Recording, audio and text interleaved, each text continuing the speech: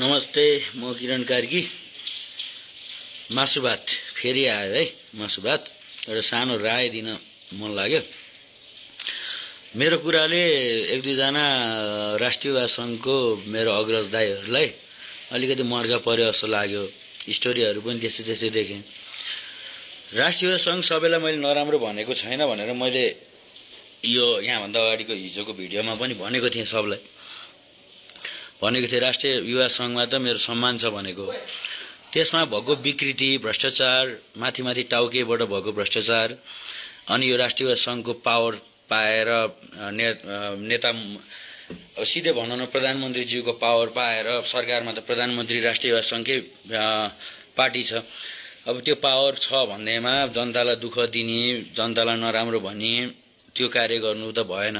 त्यस्तोलाई त पार्टीबाट राष्ट्रिय युवा संघले नै सचेत भएर पहिल्यै यस्ता मान्छेहरू राख्यो भने त राष्ट्रिय युवा संघ पनि नाम मात्रै बदनाम हुन्छ। बरु यस्तालाई चाहिँ राष्ट्रिय युवा संघबाटै लखड्दा पनि हुन्छ है।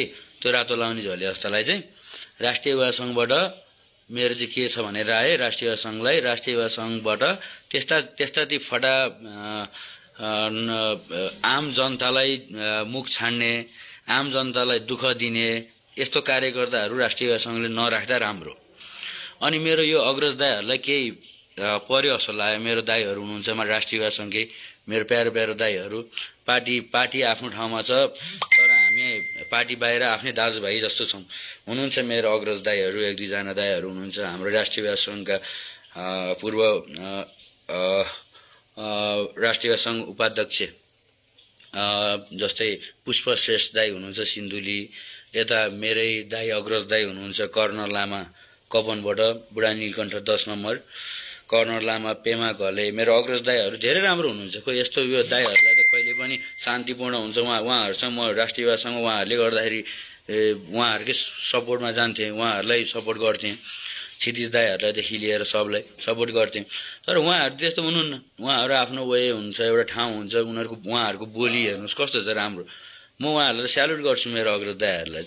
अनि यो अस्तिको झोले त्यही एउटा अलिकति पावर पाएँ भन्नेमा, राष्ट्रिय युवा संघमा आबद्ध भई भन्नेमा आम नागरिकलाई त्यस्तो भन्नु, त्यो चाहिँ पार्टी नै बदनाम हुनु हो।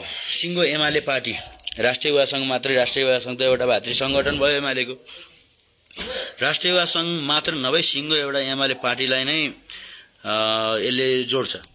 त्यही भएर यस्तो नराम्रो व्यक्ति, यस्तो फटाहरू, यस्ता झोलेहरू, यस्तो मासु भात र रक्सी 2 बोतल खाएर हेर्नु त्यो आम जनतालाई परेशान गर्ने, नराम्रो कार्य गर्ने, यस्तालाई चाहिँ राष्ट्रिय युवा संघले पनि हटाउँदा ठिक हो है मेरो विचारमा। राष्ट्रिय युवा संघले नै त्यसलाई चाहिँ पदमुक्त गरिवरी त्यो मिल्छ भने त अझ त्यसलाई पार्टी कारबाही गरिवरी निष्कासन गर्दाखेरि अझ राम्रो हुनेछ। जय राष्ट्रिय युवा संघ, जय राष्ट्रवाद।